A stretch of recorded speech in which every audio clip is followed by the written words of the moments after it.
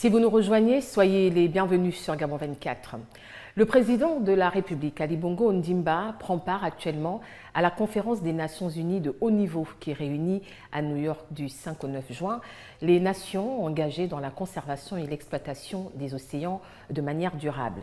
Au Gabon, un Conseil national de la mer s'est tenu au mois d'avril. Avec moi sur ce plateau, Guy Rosatanga Rigno, président du comité technique du Conseil national de la mer. Merci d'être là. Bonjour. Alors, il y a tout juste un mois, donc s'est tenu ce conseil. À cette occasion, le chef de l'État a annoncé un projet portant création d'aires marines protégées. Visiblement, il vient de le confirmer sur la scène internationale. Merci, c'est une occasion particulière pour nous, mais qui vient simplement en réalité confirmer une tendance lourde, importante de notre politique nationale et internationale, qui est celle d'un engagement particulier en matière d'environnement. C'est le lieu de rappeler que ce qui vient d'être fait, s'agissant de la mer, l'a déjà été il y a quelques années pour ce qui concerne notre territoire terrestre. De la même façon que nous avons sanctuarisé en créant des parcs nationaux terrestres une partie de nos territoires, c'est de la même façon que nous procédons aujourd'hui sous l'impulsion du chef de l'État. Alors le Conseil de la mer est un organe relativement neuf pour les Gabonais. La mission, la composition sont méconnues ou alors peu connues. Qu'est-ce qu'on doit retenir d'essentiel? Alors il faut déjà rappeler que le Conseil national de la mer a été créé par le chef de l'État pour permettre justement d'affirmer de la manière la plus claire possible notre politique nationale de la mer. En effet, pendant des années, le Gabon a donné l'impression de tourner le dos à sa mer. À sa mer, M-E-R, mais c'est aussi sa mer, M-E-R-E. Pourquoi? Parce que nous avons une façade maritime relativement importante et dont nous pouvons nous rendre compte qu'elle n'est utilisée qu'à très peu de son potentiel. Les choses évoluent aujourd'hui et il est aisé de constater, par exemple, pendant les week-ends, l'affluence de l'activité balnéaire sur les différentes plages de Libreville. C'est une évolution. C'est un début, il faut aller plus loin. Alors, qu'est-ce que le Conseil national de la mer? Le Conseil national de la mer, comme son nom l'indique, est un organisme qui a pour vocation première d'assurer la conception et l'harmonisation de la politique nationale du Gabon sur le plan maritime.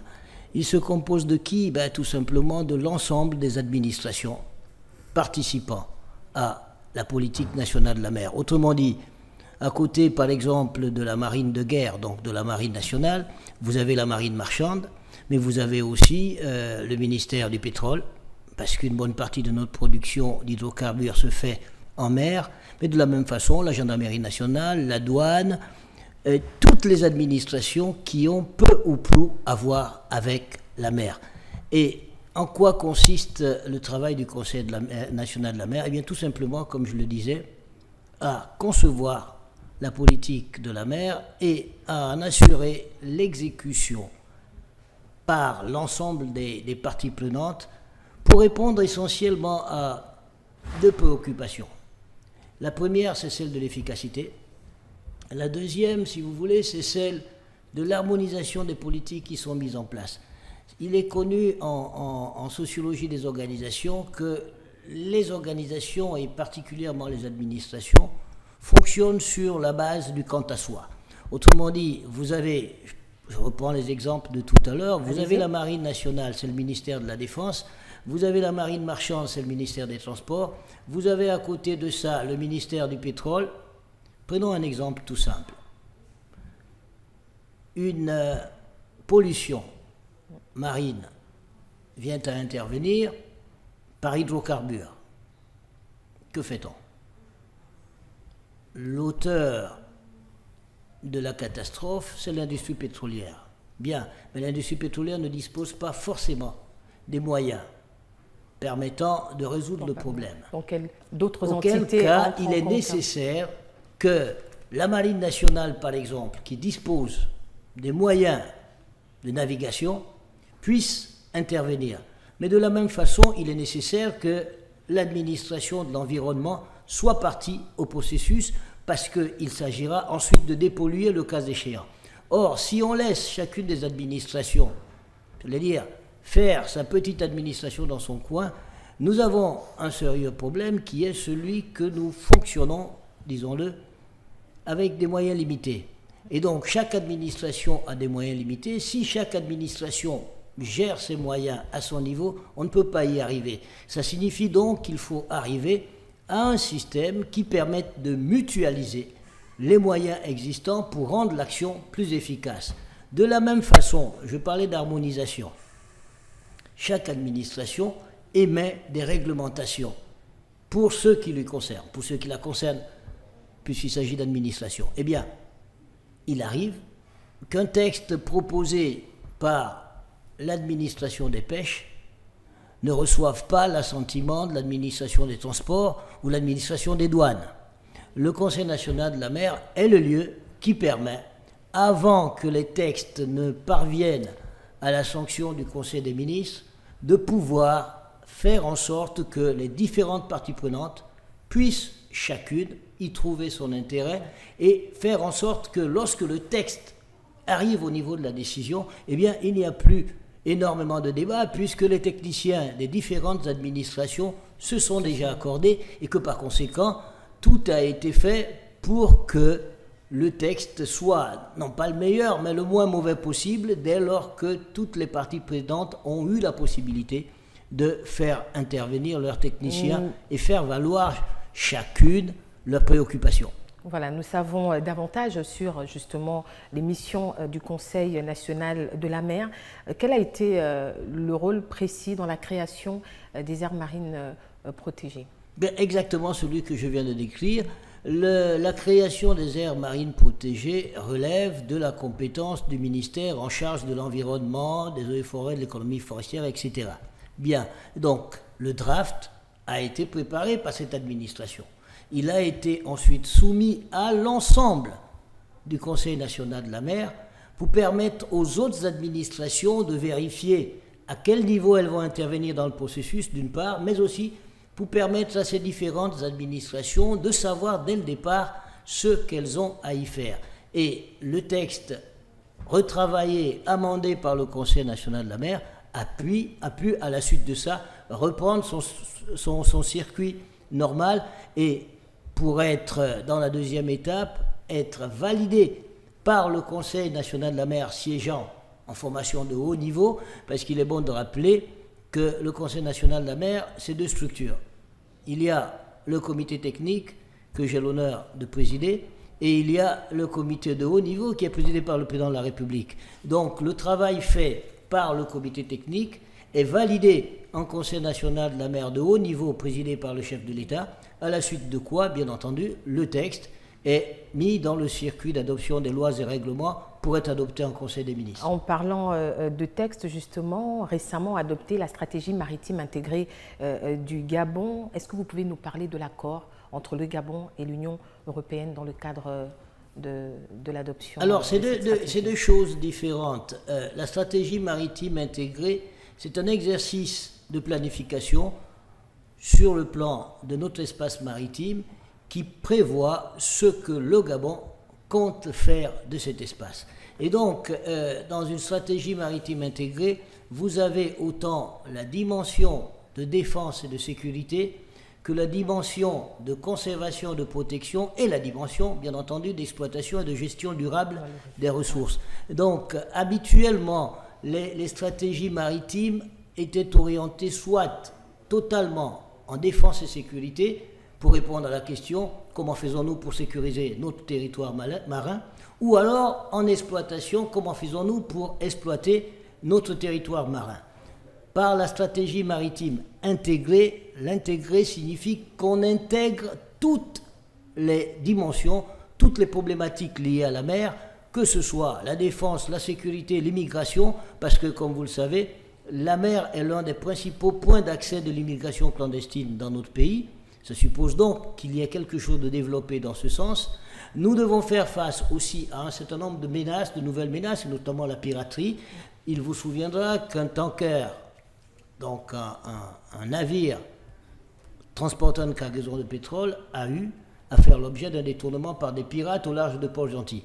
Donc, la stratégie maritime intégrée permet d'avoir autant la dimension militaire, la dimension défense et sécurité qui relève de la Marine nationale, que les dimensions pêche, pétrole, la pêche illégale, tourisme, etc. Et c'est tout ça qui constitue la stratégie maritime intégrée et qui est, si vous voulez, la projection de la politique que le Gabon compte mettre en place s'agissant de la gestion au sens le plus large du terme de son espace maritime. Quelles sont les clauses de l'accord donc avec l'Union européenne, un accord, dit-on, très vieux déjà? Oui, alors la question de notre accord de pêche avec l'Union européenne est comprise dans notre stratégie maritime intégrée, mais elle n'en constitue pas, bien entendu, l'axe principal. Il s'agit de quoi? Il s'agit d'un accord vieux d'une vingtaine d'années, d'un accord de coopération en matière de pêche tonnière, parce qu'il s'agit de pêche tonnière et pas de pêche en général. La situation aujourd'hui est que nous sommes en train de renégocier le protocole, puisque cet accord est accompagné par un protocole qui permet l'application de l'accord à chaque saison tonnière. Et la saison tonnière, elle démarre dans quelques semaines et dure 6 mois. Et donc, dans ce cadre-là, nous avons demandé la révision du protocole en attendant de demander la révision de l'accord lui-même dans 1 an, parce que nous considérons qu'évidemment, cet accord n'est pas... Vous le trouviez caduc ? Il n'est pas caduc puisqu'il est toujours en vigueur, même si le protocole n'a pas été adopté. Il reste qu'il ne nous apparaît pas particulièrement comme un accord gagnant-gagnant.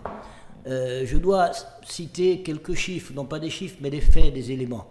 Le premier est que l'essentiel du thon consommé aujourd'hui au sein de l'Union européenne est tiré des eaux gabonaises. Il faut le savoir. Bien, il faut savoir aussi qu'en 20 ans de pêche tonnière au Gabon, pêche tonnière européenne au Gabon, 0 kilo n'a été débarqué au Gabon.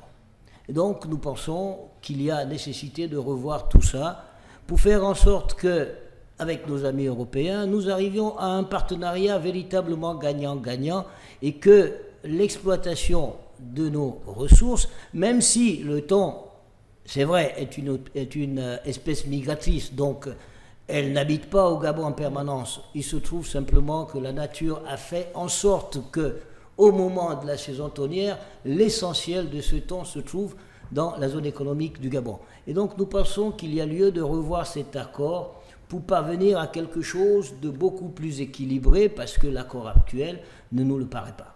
Alors, vous l'avez déjà dit à travers tous les éclairages que vous nous avez apportés ici, mais de façon plus simple, quel est le lien entre tout ceci et les populations gabonaises? Quel est l'impact direct que ça peut avoir sur ces hommes et femmes qui nous écoutent?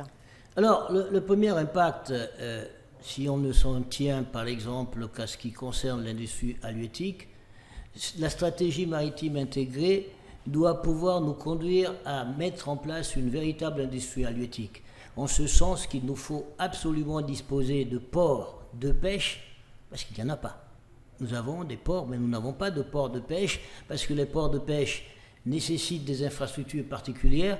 Et donc, c'est une étape importante, parce que à partir du moment où nous avons des ports de pêche, nous avons la capacité donc de faire débarquer sur ces ports de pêche une partie de notre production et assurer ne fût-ce qu'une première transformation. Autrement dit, ce que nous avons fait, ce que le Gabon a fait il y a quelques années pour le bois, nous devons pouvoir dans quelque temps arriver à le faire avec le poisson pour faire en sorte qu'une première partie de la ressource puisse être transformée localement.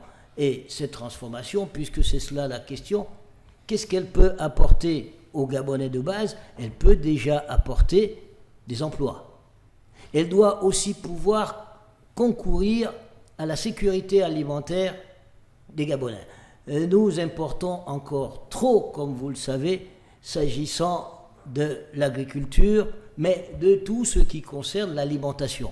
Et donc, à long terme, à moyen et à long terme, nous devons pouvoir assurer notre sécurité alimentaire, assurer des emplois aux Gabonais, mais aussi parce que nous ne sommes pas seuls au monde, nous faisons partie de l'humanité, contribuer aussi, et c'est l'objet de cette conférence à laquelle vous faites allusion, contribuer aussi au maintien et au développement durable, s'agissant particulièrement des océans, en termes et de conservation et de gestion durable. Parce qu'il faut être clair, il ne s'agit pas simplement de faire de la conservation.